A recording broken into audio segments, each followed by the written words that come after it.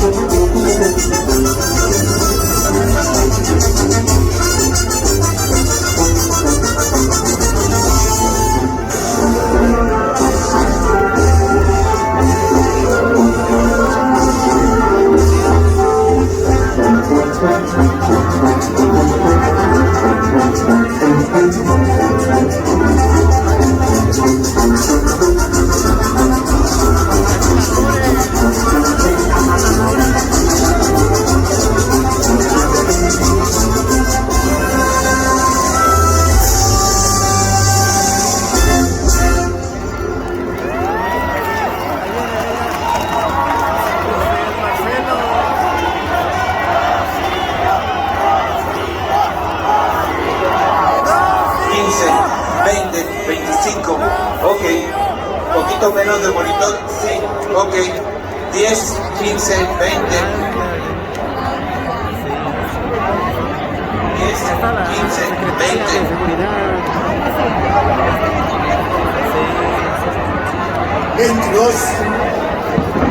¿Está Rafa? 10, 12, 26. Ok. Gracias.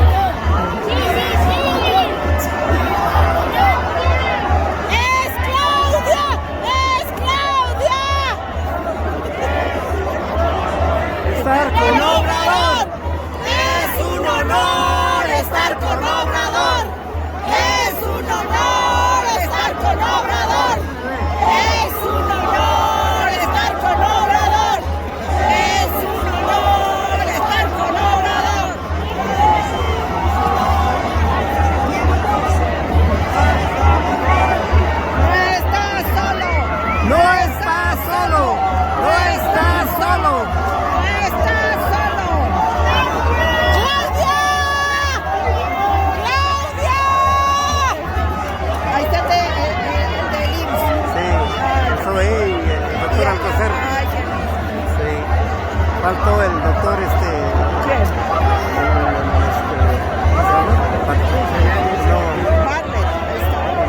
¡Fuera Monreal! ¡Fuera Monreal! ¡Fuera Monreal!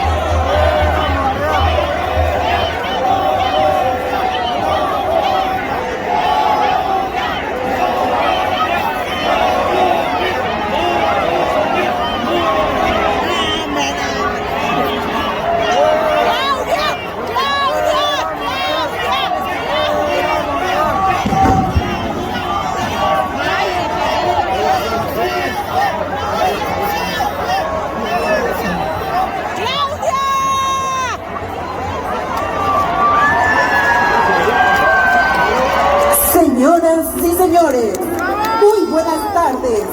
Demos la bienvenida a este Zócalo capitalino al presidente constitucional de los Estados Unidos mexicanos, licenciado Andrés Manuel López Obrador, en compañía de su distinguida esposa, doctora Beatriz Gutiérrez Müller.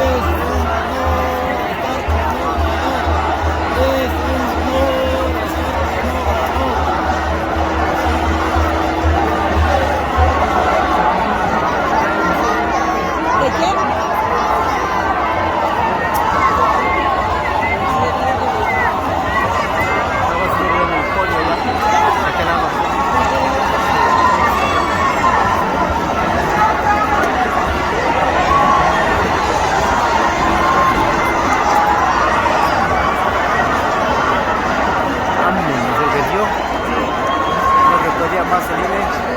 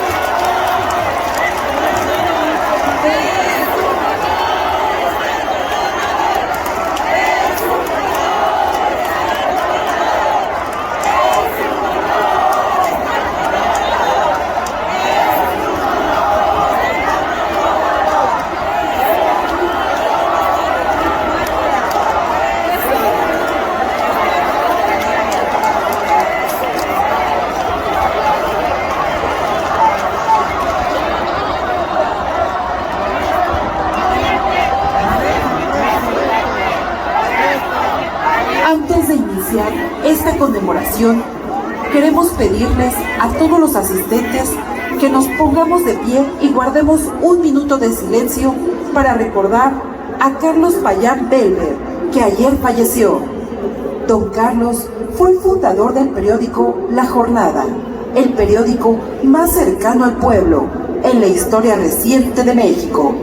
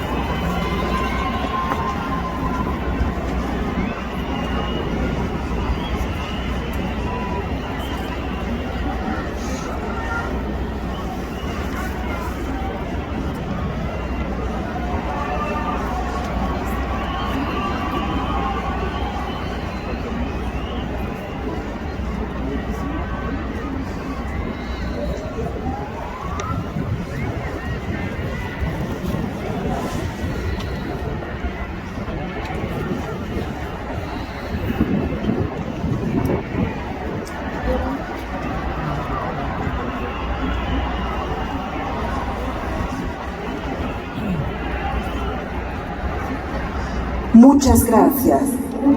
Sean tan amables de tomar asiento.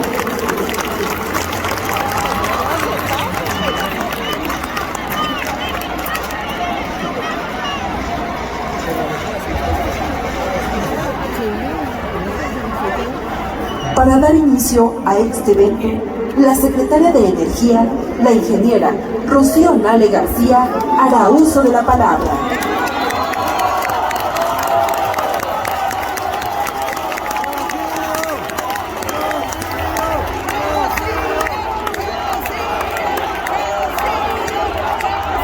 Buenas y patrióticas tardes, compañeros. La política energética de esta cuarta transformación requería un cambio radical, tal como lo hizo el general Lázaro Cárdenas del Río hace 85 años. Y precisamente eso es lo que este gobierno ha hecho. Coordinados por nuestro presidente Andrés Manuel López Obrador, quien como un capitán de barco nos conduce a puerto seguro, después de haber pasado por tormentas y vendavales. En estos 4 años de gobierno se ha trabajado con una visión nacionalista y soberana, buscando en todo momento la autosuficiencia energética en beneficio de los mexicanos. Se ha invertido en recuperar y mantener la producción petrolera, en explorar nuevos campos de petróleo y gas y evitar una declinación a la que nos tenían sentenciados. La política cambió. Hoy trabajamos en nuevos proyectos para producir nuestras gasolinas y combustibles. Fuimos al rescate de nuestras refinerías que estaban en completo abandono y con ello poder revertir la importación que solo beneficia a intereses de particulares y de grandes empresas transnacionales. Incluso se llegó al extremo de decirnos que eso no era el negocio y que lo mejor era importar en una clara actitud perezosa. Y no solo nos conformamos con rescatar las refinerías existentes, sino que con la responsabilidad que nos demanda el pueblo de México y la visión transformadora de este gobierno, se adquirieron el total de las acciones de la refinería de Deer Park.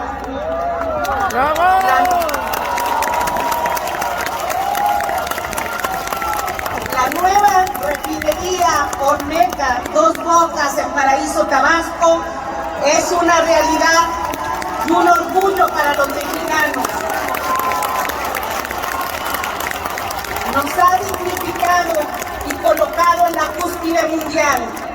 En este año se dará la primera producción de esta magna obra. Como siempre lo ha sido, Pemex está al servicio de la patria. También en materia de electricidad tenemos buenas cuentas. El rescate de la Comisión Federal de Electricidad se ha dado con la firmeza y entereza para defender nuestra industria eléctrica. El presidente instruyó que se electrifique todo el territorio nacional, hasta los rincones olvidados de siempre. Para lograrlo, estamos construyendo nuevas centrales de generación, se rehabilitan y construyen nuevas presas, se mantienen y amplían las líneas de transmisión, se instalan paneles solares y en paralelo con este trabajo se está llevando a cabo una gran red nacional para llevar internet para todos en forma gratuita. Pero hemos ido más allá. Hemos asumido la responsabilidad que la historia nos demanda: proteger y nacionalizar el litio, recurso natural que estamos heredando a esta y a las nuevas generaciones, que servirá para la transición energética. Hemos logrado tener un balance con seguridad nacional. Frenamos la entrega desmedida del petróleo y la electricidad que los neoliberales habían vendido al mejor postor bajo el argumento de atraer inversiones para sacarnos de la pobreza. Nada más falso que eso. Lo anterior ha sido posible gracias a la capacidad y pasión de miles de trabajadores que sin contemplaciones entregan día a día lo mejor de ellos para servir a los demás. Todo nuestro reconocimiento y agradecimiento a su incansable labor. En esta conmemoración de los 85 años de la expropiación petrolera, podemos decir que el legado que nos dejó el general Cárdenas está cabalmente cuidado, y con esta cuarta transformación juntos estamos haciendo historia con nuestro presidente Andrés Manuel López Obrador.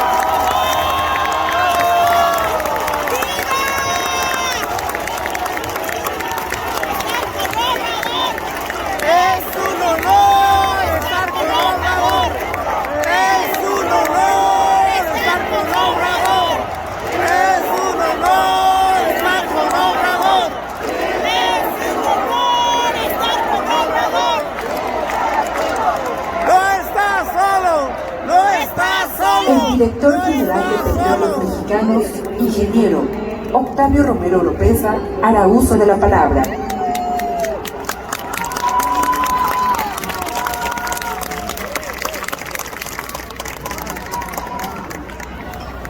Licenciado Andrés Manuel López Obrador, presidente constitucional de México, compañeras y compañeros integrantes del Gabinete Legal y Ampliado, doctora Claudia Sheinbaum, jefa de gobierno de la Ciudad de México, señoras y señores diputados, senadores y gobernadores de los estados, amigas y amigos todos. Al iniciar la administración, encontramos a Pemex en condiciones críticas debido a la mala orientación de la exploración, a la disminución permanente de nuestras reservas, a la caída continua en la producción de petróleo y gas, a niveles mínimos en producción de combustibles y con una deuda que fue duplicada en el sexenio anterior. La instrucción del presidente fue contundente: rescatar integralmente nuestra industria petrolera. Para lograrlo, trazamos una nueva estrategia que debido a la caída en la producción. Los resultados obtenidos a día de hoy permiten mostrar lo acertado de la política de este gobierno. Entre los años 2008 y 2018, las reservas de hidrocarburos cayeron de 14.000 a 7.000 millones de barriles. En esta administración se detuvo esta tendencia decreciente y hemos restituido más del 100% del hidrocarburos.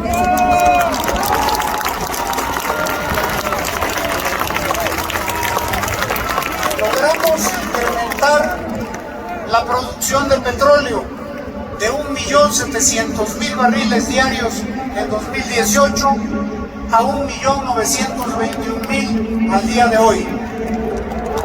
Esto significa la incorporación de 580.000 barriles de producción nueva, de los cuales 360.000 han compensado la declinación de campos maduros y 220.000 representan un incremento real respecto a la producción recibida. La producción de gas pasó de 3.800 millones de pies cúbicos diarios a 4.270, es decir, 470 millones adicionales.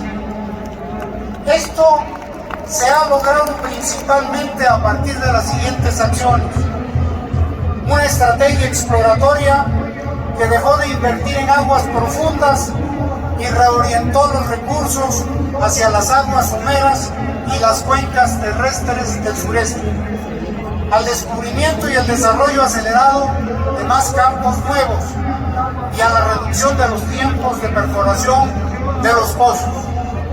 Es por ello que este año perforaremos 97 pozos exploratorios y 256 pozos productores, prácticamente en promedio un pozo al día. Con esto, al concluir el presente año, esperamos estar cerca de los 2 millones de barriles diarios, con los que lograremos nuestra autosuficiencia en combustibles.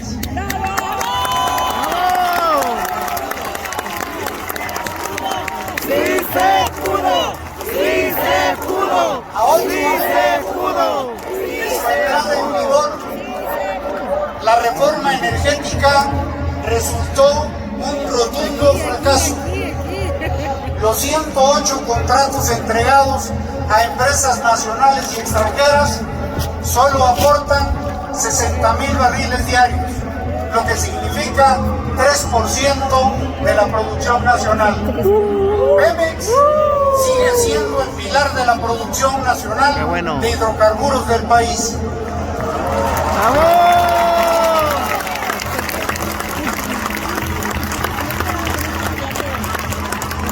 En refinación, en 2004 se alcanzaron a procesar diariamente 1.300.000 barriles de petróleo.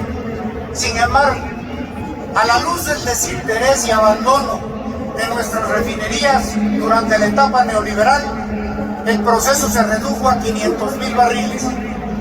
Eso trajo como consecuencia, a finales de la administración pasada, la importación del 80% de los combustibles que el país consumía. En contraste, en este gobierno hemos llevado a cabo un programa permanente de rehabilitación de nuestras plantas que nos ha permitido elevar la refinación de 500.000 a más de 800,000 barriles de petróleo. Con la adquisición de la refinería Deer Park, nuestro proceso alcanza ya 1.200.000 barriles. Para comprar Deer Park se destinó una inversión menor a $600 millones. A menos de un año ha dejado una utilidad al país de 960 millones, recuperándose toda la inversión más 360 millones.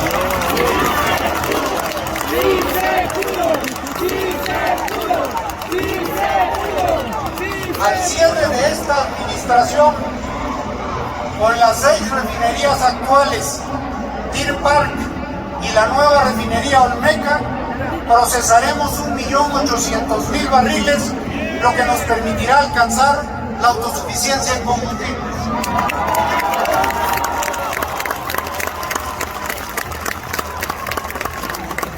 El rescate de petróleos mexicanos se está logrando con el talento y el esfuerzo de técnicos y los trabajadores de Pemex, quienes son parte fundamental para obtener estos resultados. A todos ellos, nuestro agradecimiento, afecto y total reconocimiento.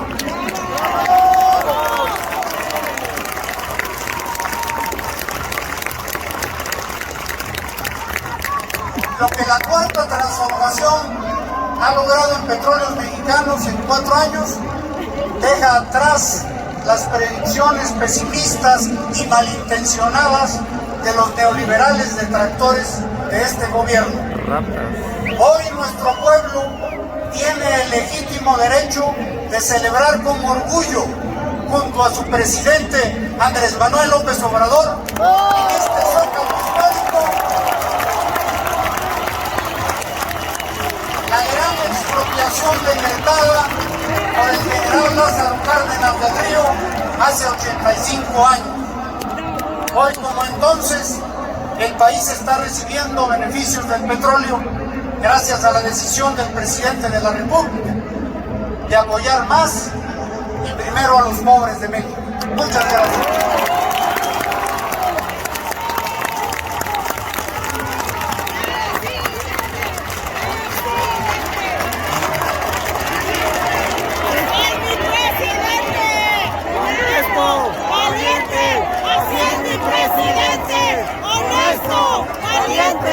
Así es mi presidente, honesto, valiente, así es mi presidente, honesto, Escuchemos así es mi presidente. el presidente constitucional de los Estados Unidos mexicanos, licenciado Andrés Manuel López Obrador.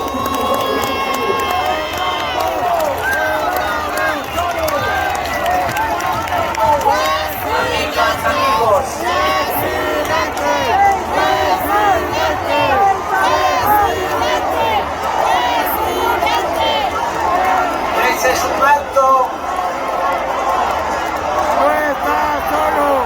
de conmemoración de la expropiación petrolera y es un acto nacional. Aquí participan habitantes de Aguascalientes, de Baja California, de Baja California Sur, de Campeche, de Chiapas,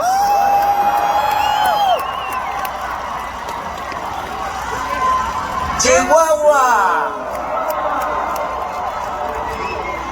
Ciudad de México,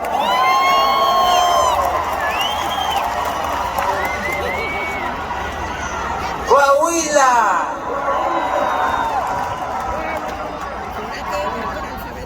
Colima, Durango, Estado de México,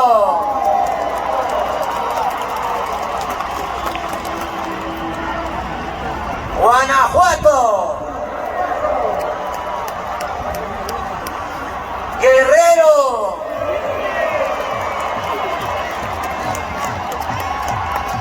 Hidalgo,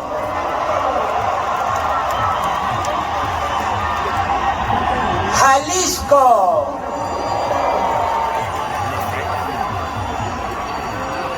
Michoacán,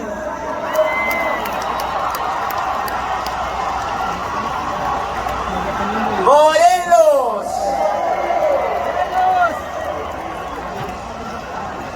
Nayarit,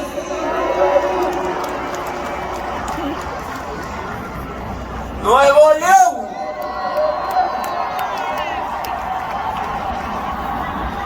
Oaxaca, ¡Arriba Oaxaca! Puebla,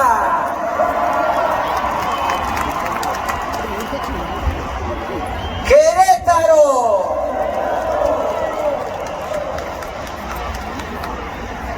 Quintana Roo, San Luis Potosí, Sinaloa, Sonora,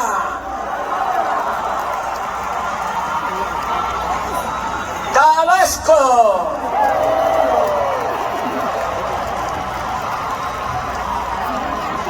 Tamaulipas, Tlaxcala,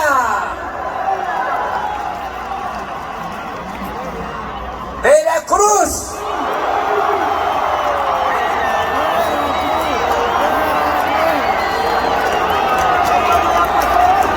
Yucatán,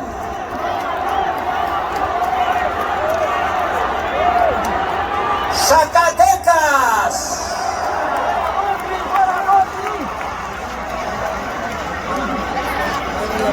¡Viva México!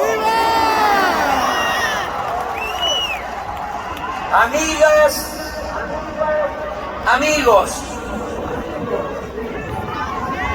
a diferencia de Francisco I. Madero, quien para consumar su bello ideal democrático no pudo o no consideró indispensable reforzar sus vínculos con el pueblo, en especial con los campesinos zapatistas. El general Lázaro Cárdenas no dudó en apoyarse en los de abajo para hacer realidad su transformación. La estrategia del general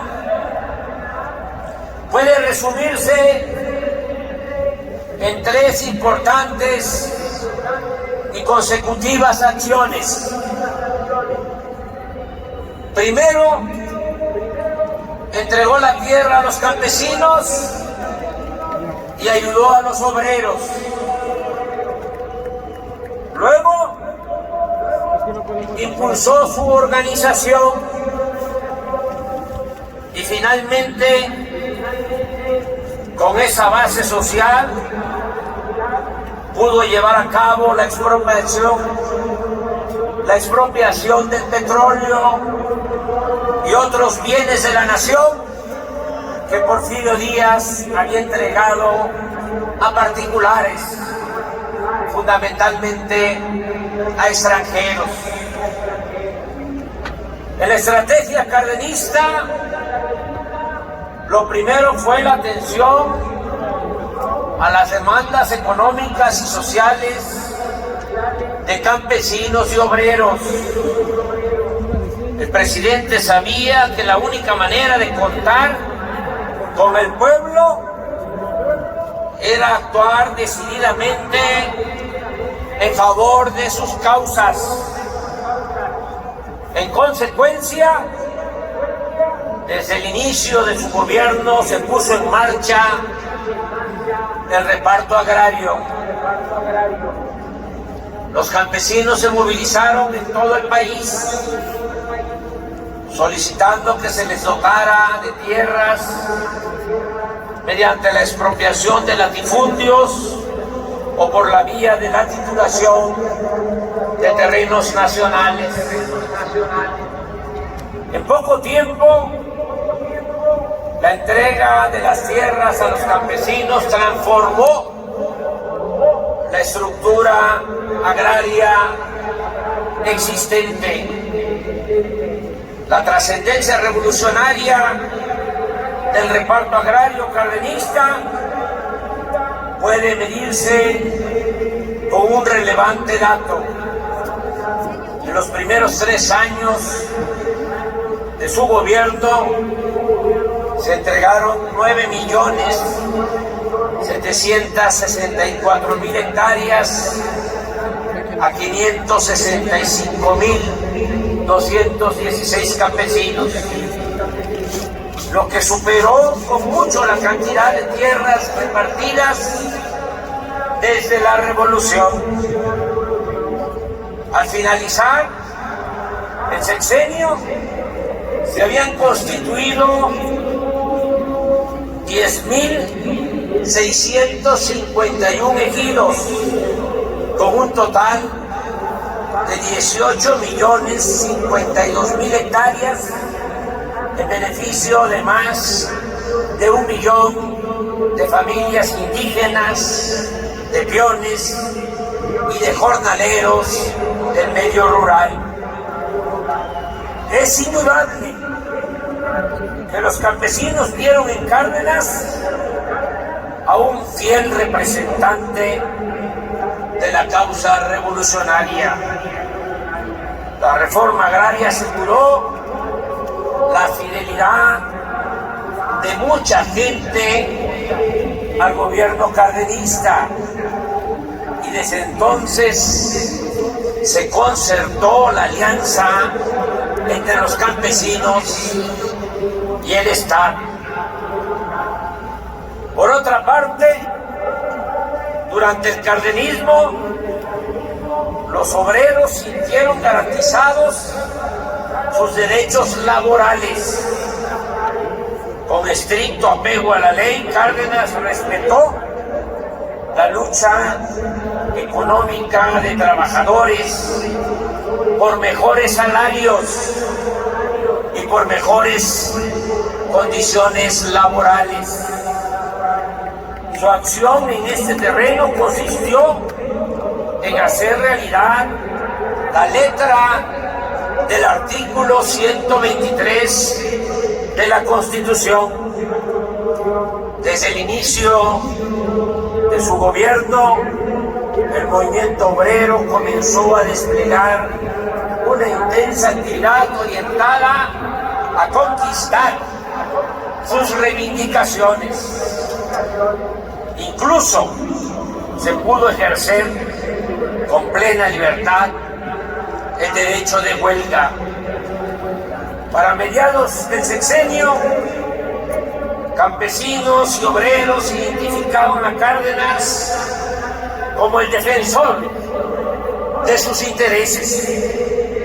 La primera parte de la estrategia cardenista había resultado favorable. El acercamiento y la solidaridad del presidente con los grupos sociales más desprotegidos produjo el apoyo, la adhesión de las mayorías a la política gubernamental. La organización política de obreros y campesinos, como segundo eslabón de la estrategia cardenista, se desarrolló también con intensidad y entusiasmo. Primero, se integraron la mayor parte de los sindicatos nacionales. La Confederación de Trabajadores de México, la CTM, se constituyó el 24 de febrero de 1936. Aunque la declaración de principios de la organización establecía, cito textualmente, que el proletariado de México luchará fundamentalmente por la total abolición del régimen capitalista, sus dirigentes aceptaron la propuesta del presidente y coincidieron en la necesidad de alcanzar primero la liberación política y económica del país. Bajo estos principios, el movimiento obrero apoyó decididamente al gobierno en su lucha por la soberanía nacional. Por su parte, desde el 9 de julio de 1935, el presidente Cárdenas recomendó iniciar la organización de los campesinos de México. Con ese propósito se crearon las ligas de comunidades agrarias en todos los estados del país y la integración de ellas con los sindicatos de asalariados rurales dio como resultado la constitución de la Confederación Nacional Campesina, la CNC. La organización y movilización política de las masas permitió avanzar en el propósito de hacer valer la independencia económica de nuestro país. Y así fue que con la expropiación de las empresas petroleras se empezaron a devolver bienes nacionales y recursos que desde el porfiriato se encontraban en manos de extranjeros. Esta estrategia no habría podido tener éxito sin las cualidades excepcionales de un hombre noble y justo como el general Lázaro Cárdenas del Río. La política no también que se internalice, que se oiga lejos. La política no solo es racionalidad, también, como otras actividades de la vida, necesita de mística y de convicciones. Los procesos políticos son más complejos de lo que suponen los intelectuales racionalistas. En los procesos políticos intervienen también factores como la suerte, la genialidad de los dirigentes y los sentimientos del pueblo.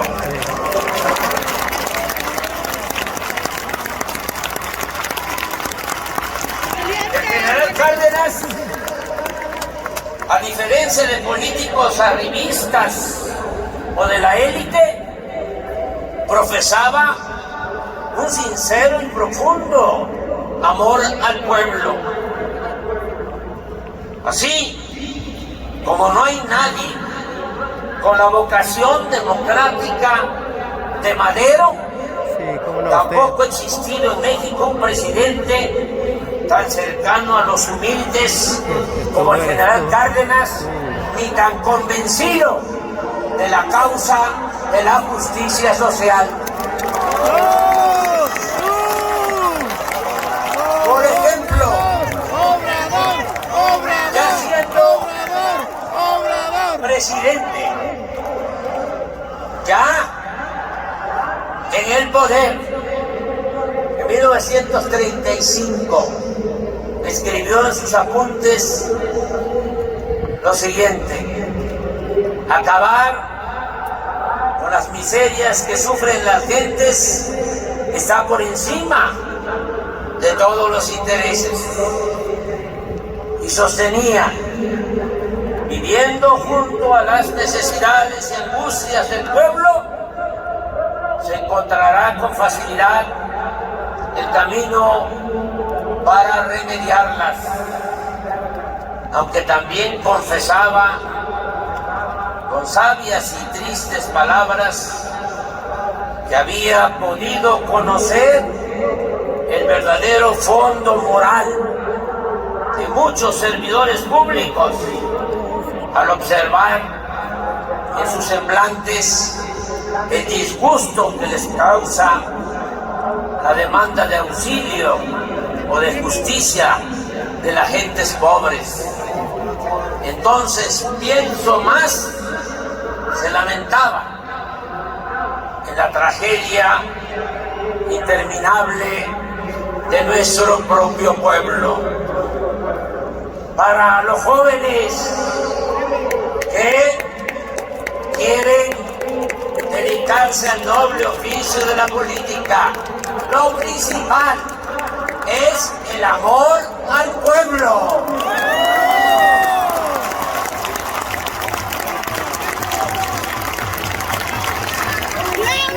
Además de ser un auténtico humanista y de poseer otras virtudes, el general Cárdenas supo manejar con precisión los tiempos. Política, entre otras cosas, es manejo de tiempos. Asunto que suele resultar esencial y definitorio. Unos días antes de anunciar la expropiación petrolera, anotó en sus apuntes que sobre la carretera en las cercanías de Cuernavaca caminó y platicó durante más de una hora con su maestro, amigo, compañero y paisano, el general Francisco J. Mújica. Cito al general Cárdenas. Dice: hicimos consideraciones de las circunstancias que podrían presentarse si gobiernos como los de Inglaterra y Estados Unidos, interesados en respaldar a las empresas petroleras, presionaban al gobierno de México con medidas violentas. Pero tomamos también en cuenta que se presenta ya la amenaza de una nueva guerra mundial con las provocaciones que desarrolla el imperialismo nazifascista, y que esto los detendría de agredir a México en el caso de decretar la expropiación.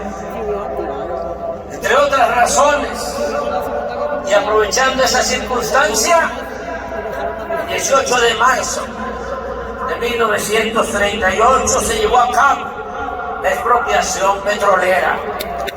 Ese día, a las 8 de la noche,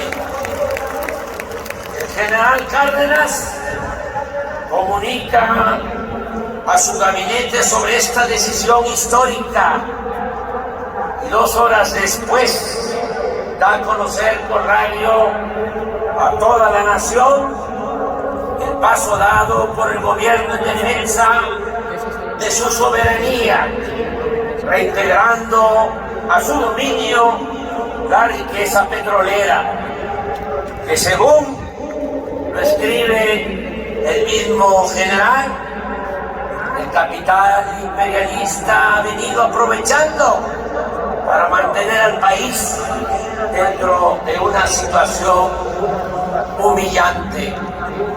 El decreto expropiatorio establece en 4 artículos que pasan a formar parte del patrimonio nacional la maquinaria, las instalaciones y otros muebles e inmuebles de las compañías petroleras extranjeras, a las cuales se les pagaría la indemnización de conformidad con el artículo 27 de la Constitución y de la ley en la materia. La expropiación petrolera fue apoyada por la mayoría del pueblo. En las fotos de la época se advierte la presencia mayoritaria de gente humilde, hombres y mujeres indígenas, campesinos, obreros, maestros, empleados e integrantes de la clase media baja. Fue el pueblo raso el que apoyó y cooperó con el gobierno para el pago de las indemnizaciones a las compañías petroleras extranjeras. ¿Cómo olvidar que tantas mujeres pobres donaron para este efecto chivos y guajolotes y se deshicieron hasta de las humildes alhajas que poseían?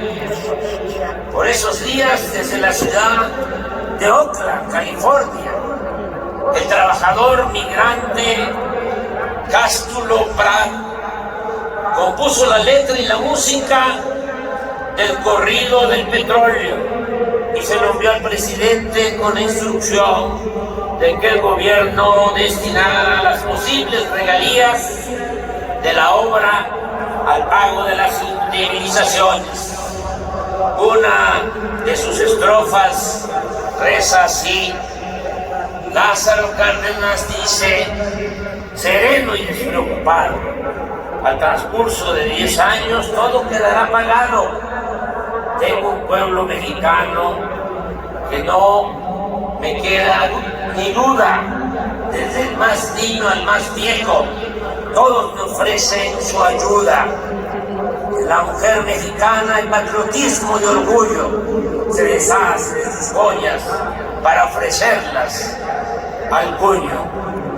Además de este masivo y contundente respaldo popular, el gobierno de Cárdenas contaba con otra circunstancia favorable. En ese tiempo gobernaba Estados Unidos Franklin Delano Roosevelt, un gran estadista, uno de los mejores presidentes que ha tenido ese país en toda su historia.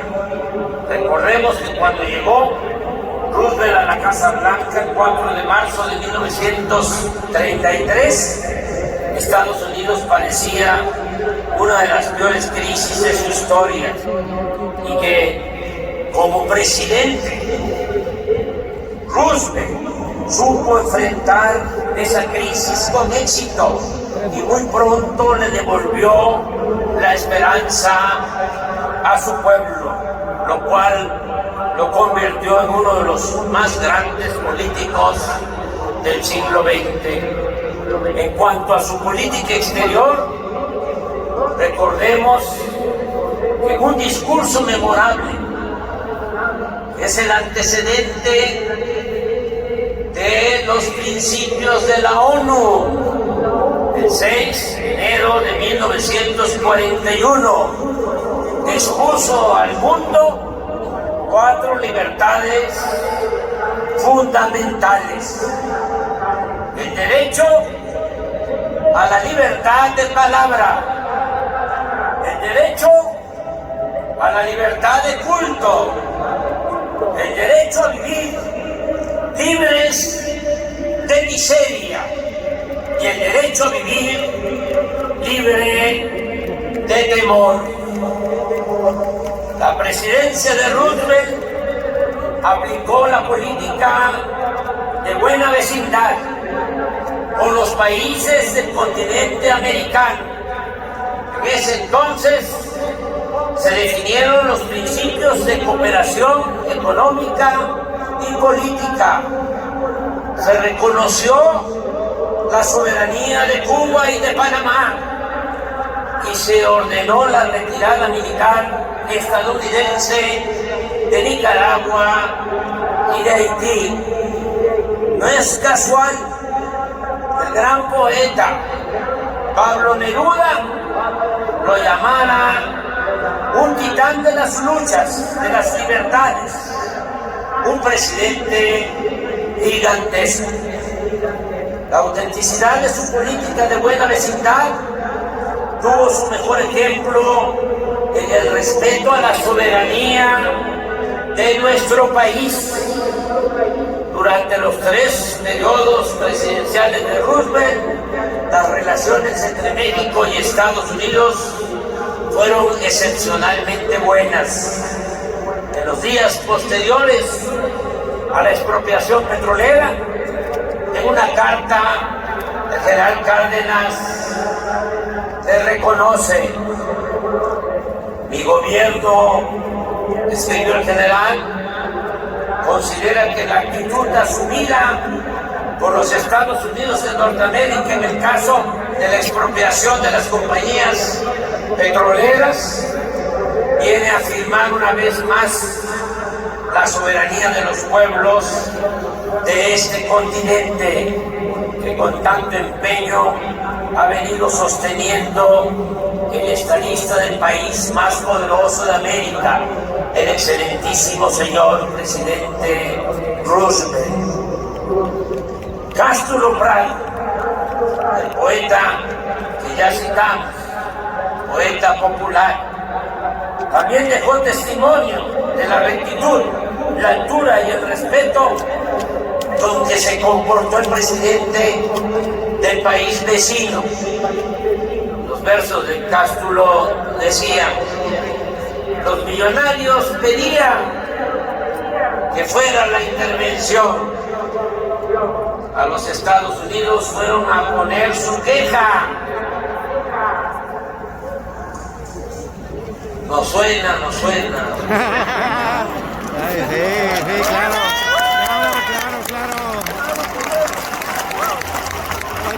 A los Estados Unidos fueron a poner su queja para que de allí vinieran a proteger sus empresas. Roosevelt les dice: señores, yo aquí nada puedo hacer. El gobierno mexicano ha cumplido su deber.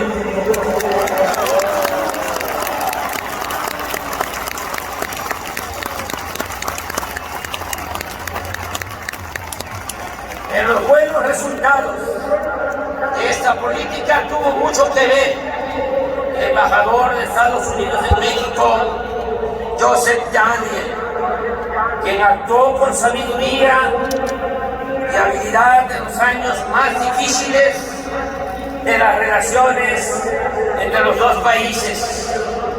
Su postura acerca del conflicto petrolero se resume cuando sostiene que el presidente Cárdenas tenía razón al promover que la riqueza del subsuelo se convirtiera en parte de la economía mexicana y que la crisis petrolera se debía a la negativa sistemática de las empresas extranjeras a modificar su visión, pues consideran, señalaba Daniel, que los mexicanos nacieron para enriquecer a extranjeros y que Dios puso importantes recursos naturales en el subsuelo de México para aumentar las fortunas que se encuentran en los cofres de los explotadores y concesionarios.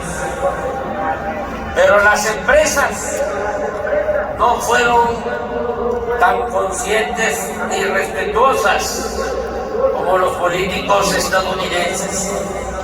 La nacionalización tuvo que abrirse paso enfrentando el boicot, las presiones y los actos de sabotaje promovidos y financiados por las compañías petroleras extranjeras.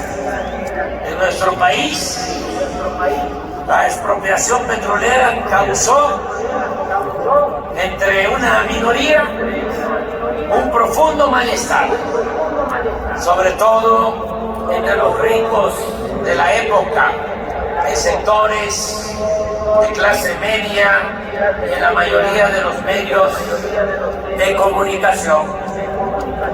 Es interesante, esta es una lección, destacar que históricamente la derecha siempre se reagrupa cuando se pretende llevar a cabo un cambio democrático y se torna de plano intolerante y hasta violenta cuando se trata de reivindicaciones sociales a favor del pueblo y del dominio de la nación. Recordemos el derrocamiento del presidente Madero, nuestro apóstol de la democracia, contó con la intervención del embajador de Estados Unidos, pero fue ese derrocamiento llevado a cabo por grupos internos de la derecha que previamente habían promovido una campaña de odio y desprestigio consistente en ridiculizar al mandatario, al presidente Madero, en los periódicos, hasta el punto de tratarlo como loco y espiritista. Lo mismo sucedió cuando la expropiación, que aunque no afectaba de manera directa a intereses privados nacionales, sirvió para aglutinar todo el descontento de los grupos conservadores contrarios a la política agraria, laboral y educativa del general Cárdenas.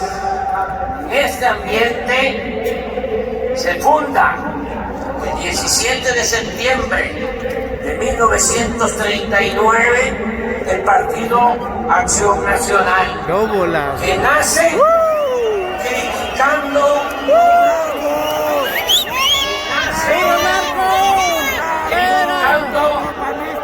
la expropiación petrolera.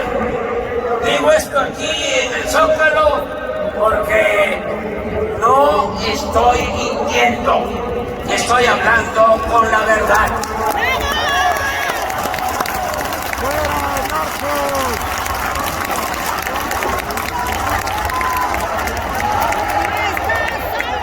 ¡No estás solo! ¡No estás solo! 940.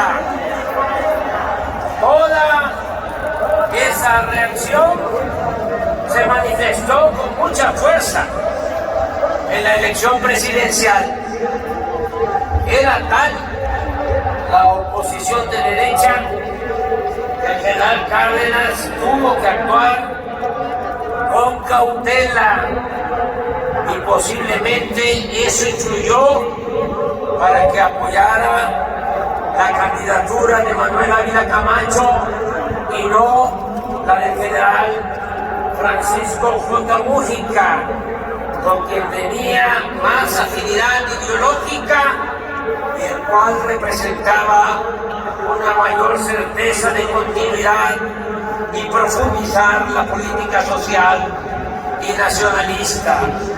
Siempre se ha hablado de que el general no optó por Mújica ante el riesgo de una intervención extranjera. Sin embargo, como hemos visto, en ese entonces gobernaba Roosevelt, que había demostrado su respeto a la soberanía nacional y que estaba por estallar la Segunda Guerra Mundial, situación que contribuía a disipar la amenaza de una intervención estadounidense. Desde mi punto de vista, lo que más influyó a la hora de la decisión fue la circunstancia política interna, es decir, la beligerancia de los grupos de derecha. Recuérdese que aún optando por la candidatura de Manuel Ávila Camacho, que sostenía posturas moderadas, de todas maneras la elección presidencial fue complicada y violenta. El candidato opositor, Juan Andreu Almazán, contaba con el apoyo de importantes grupos de derecha y de un sector del ejército. Incluso el PAN, que no presentó candidato a la presidencia, lo apoyó abiertamente. Al final de la jornada se reportaron 30 muertos y 127 heridos. Sin embargo, poco después Almazán claudicó y sus partidarios, empresarios y políticos de derecha, se entendieron y pactaron por concesiones y preventas con el nuevo gobierno de Ávila Camacho. A partir de entonces empezó a abandonarse el auténtico ideal revolucionario, las acciones en beneficio del pueblo, aunque debe admitirse que esa alianza entre el poder político y el poder económico tal vez evitó la guerra civil y mantuvo la paz social. Si con Porfirio Díaz imperaba la paz de los sepulcros, luego del gobierno del presidente Cárdenas se instauró la paz de las componendas y de la corrupción. En esta breve historia hay enseñanzas mayores. La principal es que solo con el pueblo, solo con el apoyo de las mayorías, se puede llevar a cabo una transformación popular para hacer valer la justicia y enfrentar a los reaccionarios que se oponen a perder privilegios.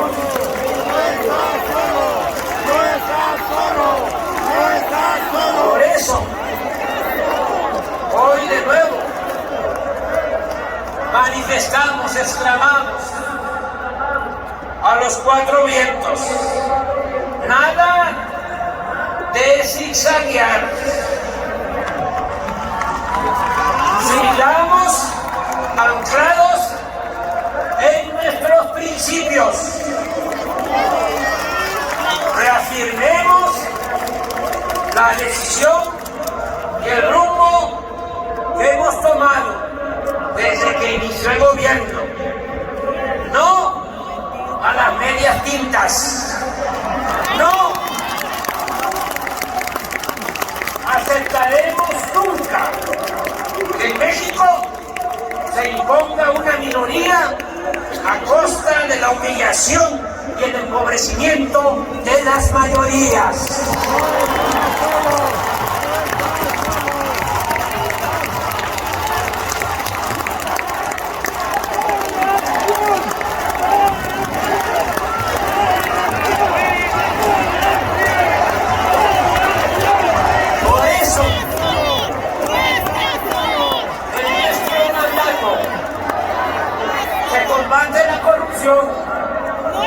Existe un gobierno austero, sin lujos, y todo lo ahorrado se destina a financiar los programas de bienestar como la pensión a los adultos mayores,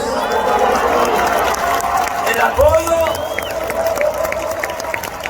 a las personas con discapacidad, a madres solteras, a campesinos y pescadores, becas a estudiantes de familias pobres, internet para todos,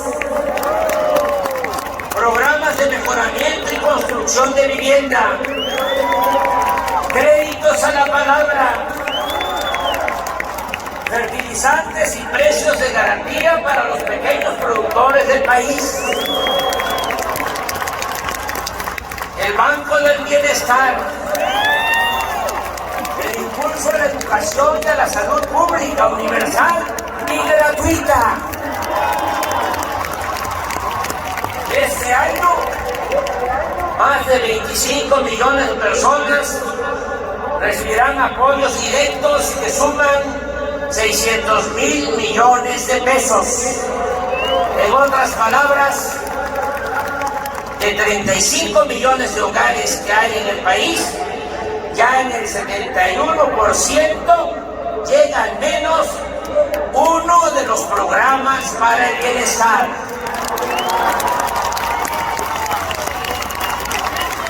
Con esta política de atención a los más necesitados, vulnerables y en especial a los jóvenes, también hemos podido reducir los delitos del fuero federal en 33%, el homicidio en 10%, el robo de vehículo en 38%, el robo en general 20%, el huachicol en 92%, el feminicidio en 28% y el secuestro en 76%.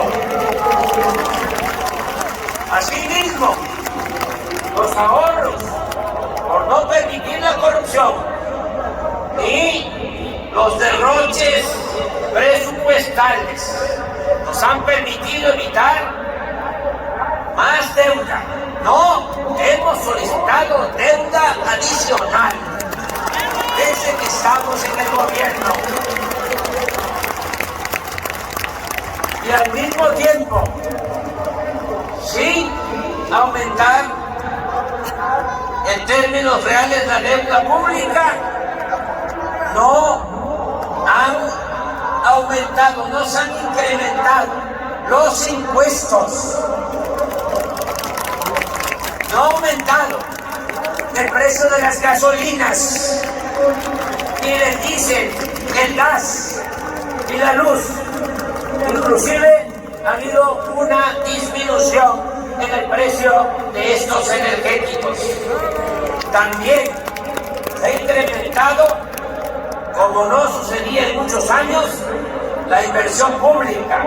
Este año se van a ejercer más de 1 billón de pesos en obras. Es decir, vamos a seguir construyendo carreteras, puentes, trenes, aeropuertos, hospitales, universidades, mercados, unidades deportivas, malecones, parques naturales, recreativos y ecológicos. Estamos llevando a cabo algo muy importante, una amplia labor de recuperación y de restauración de sitios históricos y arqueológicos de nuestras antiguas y espléndidas culturas y civilizaciones. La hacienda pública es fuerte. La economía nacional está creciendo en auge. El año pasado la economía en México creció incluso más que la economía en China y en Estados Unidos. Hay un número sin precedente de 21.747.000 trabajadores inscritos en el Seguro Social. Nunca se ve llegar a esta cifra de 21.747.000 trabajadores en la economía formal. También no se había logrado nunca un salario promedio de 525 pesos diarios para estos trabajadores de la economía formal. La tasa de desempleo del pasado mes de enero fue de 2.9%, la más baja desde el 2005.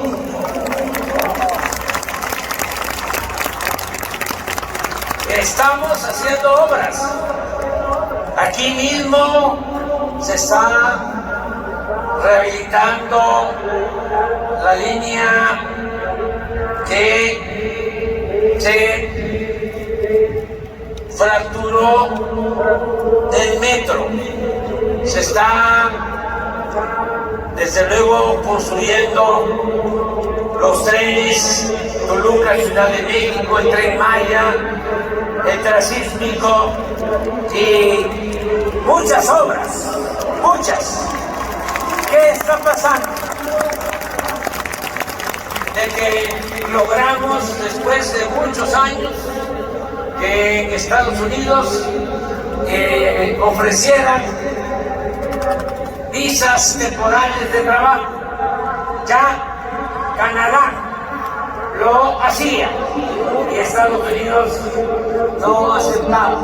Ahora, con el cambio, el presidente Biden se logró, pero se están llevando a obreros calificados, a fierreros, se están llevando a soldadores que nos hacen falta aquí para las obras. Ya vamos a hacer una pequeña modificación, porque primero es México y luego el extranjero. Pero esto demuestra cómo está la demanda de empleos en el país. En el tiempo que llevamos en el gobierno, el salario mínimo ha aumentado en 90% en términos reales. En la frontera más del doble. ¿Se acuerdan lo que decían los tecnócratas mentirosos? De que si aumentaba el salario iba a haber inflación. ¡Puro cuento! Eso no es cierto. Claro que tenemos que ir mejorando el salario de manera responsable para fortalecer, como lo estamos haciendo, el mercado interno y así lograr el bienestar para nuestro pueblo.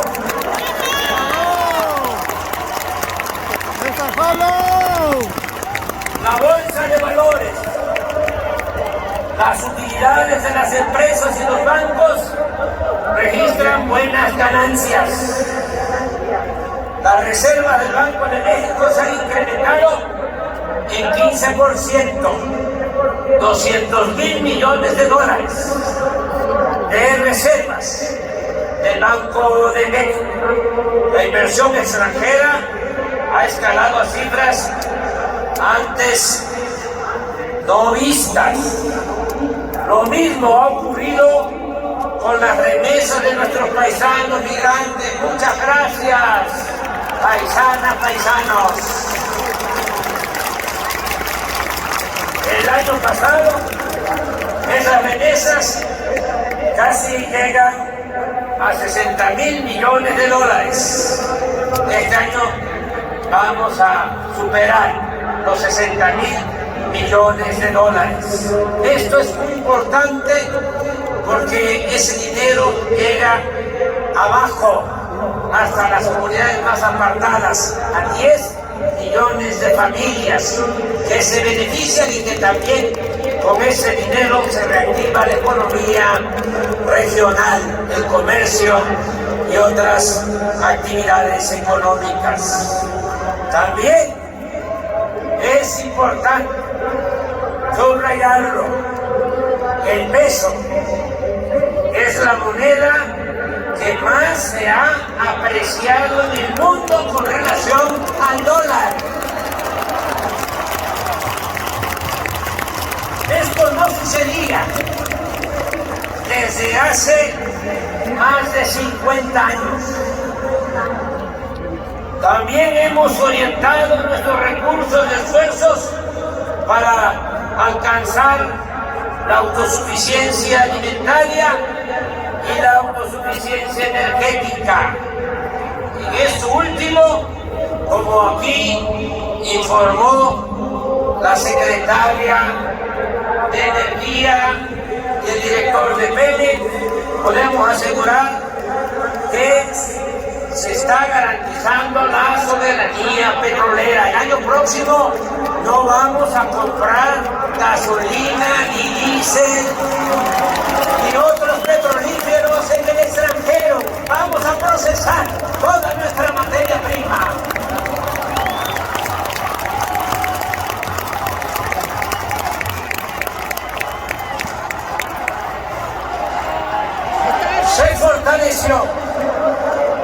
la Comisión Federal de Electricidad, empresa pública encargada de administrar la industria eléctrica, y recientemente se nacionalizó el litio, mineral estratégico utilizado en la construcción de baterías para autos eléctricos y sistema de almacenamiento para las energías limpias. Me llena el orgullo poder recordar. Bueno, hago un paréntesis para decir que ofrezco disculpas porque estoy tardando, pero ya estoy por terminar. Me llena el orgullo poder recordar hoy, 18 de marzo, que a pesar del entreguismo que prevalecía antes de que llegáramos al gobierno, pudimos quitar del Tratado de Libre Comercio un amplio capítulo que comprometía en ese acuerdo nuestro petróleo y poner en su lugar un pequeño párrafo que se los voy a leer. Dice: Estados Unidos y Canadá reconocen que México se reserva su derecho soberano de reformar su constitución y su legislación interna, y México tiene el dominio directo y la propiedad inalienable e imprescriptible de todos los hidrocarburos en el subsuelo del territorio nacional.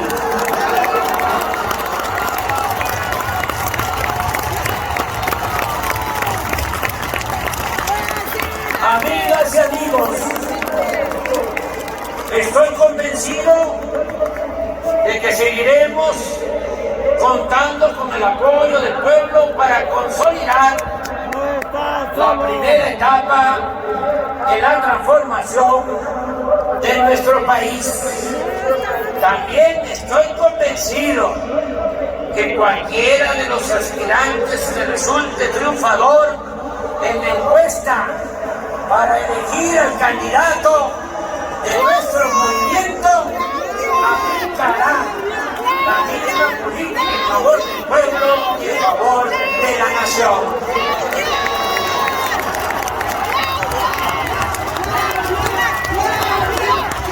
Está asegurada la continuidad, un cambio, no hay nada que temer.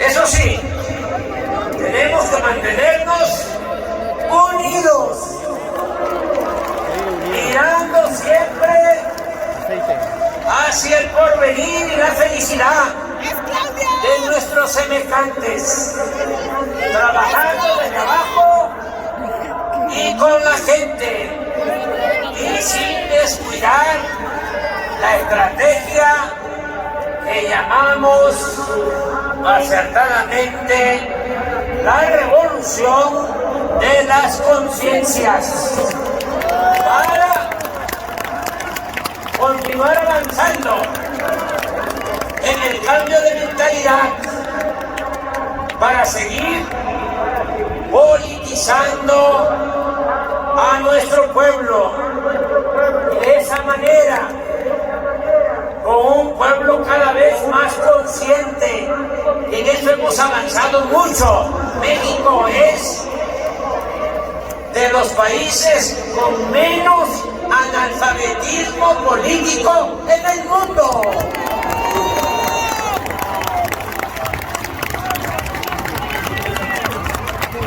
Con esa conciencia vamos a seguir.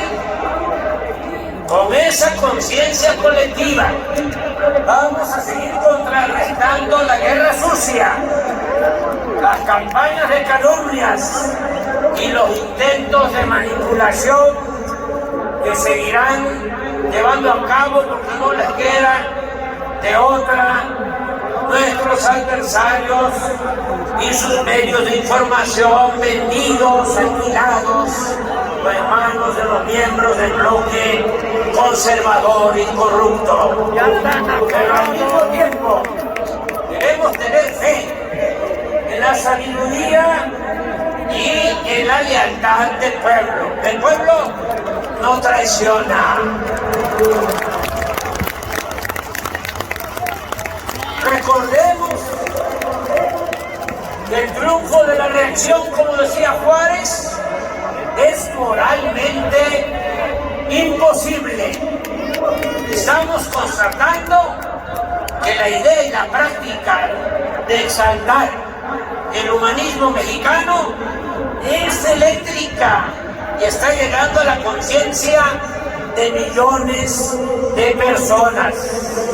En eso baso mi optimismo, y aún cuando en política es más peligroso subestimar la fuerza de los adversarios que sobreestimarla, sostengo que hagan lo que hagan, no regresarán al poder los oligarcas.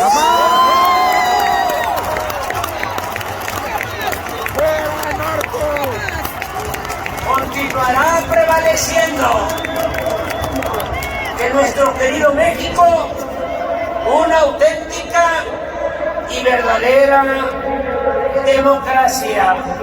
Amigas, amigos, no puedo dejar de mencionar en los últimos días algunos legisladores de Estados Unidos, acostumbrados a ver la paja en el ojo ajeno y no la viga en el propio, en plan propagandístico, diríamos aquí, en lenguaje coloquial, con grilla. ¡Ahí está Monreal! ¡Ahí está Monreal! Electoreros, politiqueros. ¡Fuera Monreal! ¡Fuera Monreal! Teníamos el tráfico de fentanilo hacia la frontera norte. Ellos iban a proponer al Congreso de su país que ocuparan soldados norteamericanos en nuestro territorio para enfrentar a la delincuencia organizada. Primero, quiero dejar de manifiesto que ya no es el tiempo de Calderón ni de García Luna.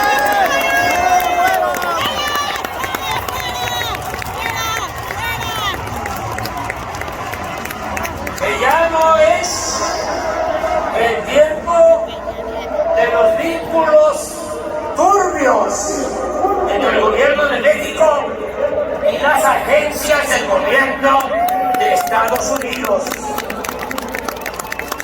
Ahora ¡Justicia! no hay simulación. ¡Justicia! De verdad, se combate a la delincuencia organizada y de cuello blanco, porque no hay corrupción, ¡Nada más la Suprema! no hay impunidad ¡Nada más piña! y existen relaciones de complicidad con nadie. ¡La piña podrida! Pero lo más importante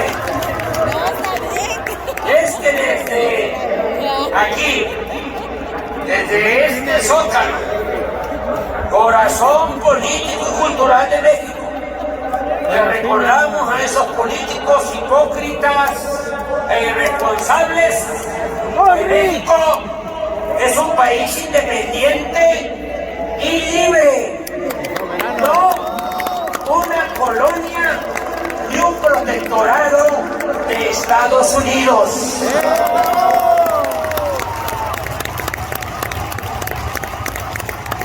Y que podrán amenazarnos con cometer cualquier atropello, pero jamás, jamás permitiremos que violen nuestra soberanía y pisoteen la dignidad de nuestra patria.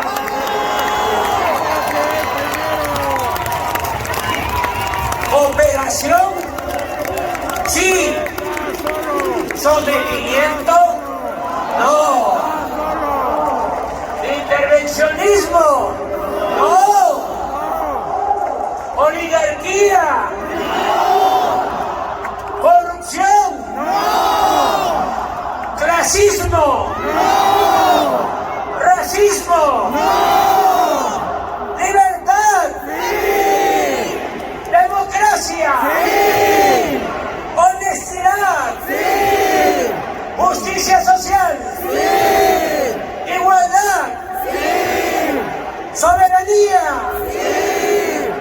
¡Viva la expropiación petrolera! ¡Vivan los trabajadores y técnicos de antes y de ahora de la industria petrolera nacional! ¡Viva el general Lázaro Cárdenas del Río! ¡Viva México! ¡Viva México! ¡Viva México!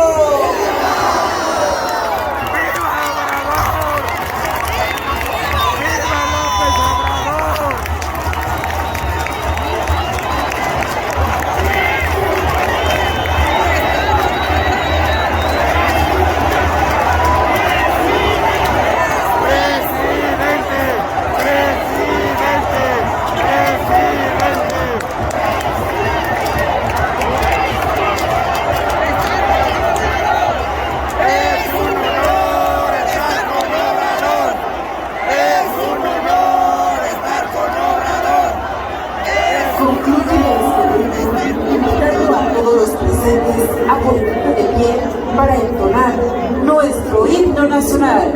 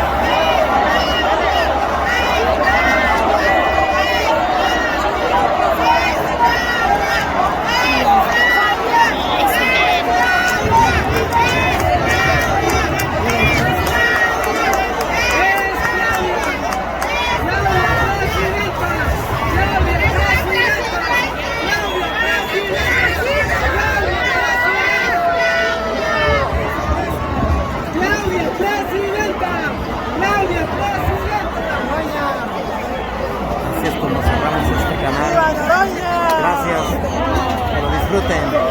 Hasta la próxima. Muchas gracias.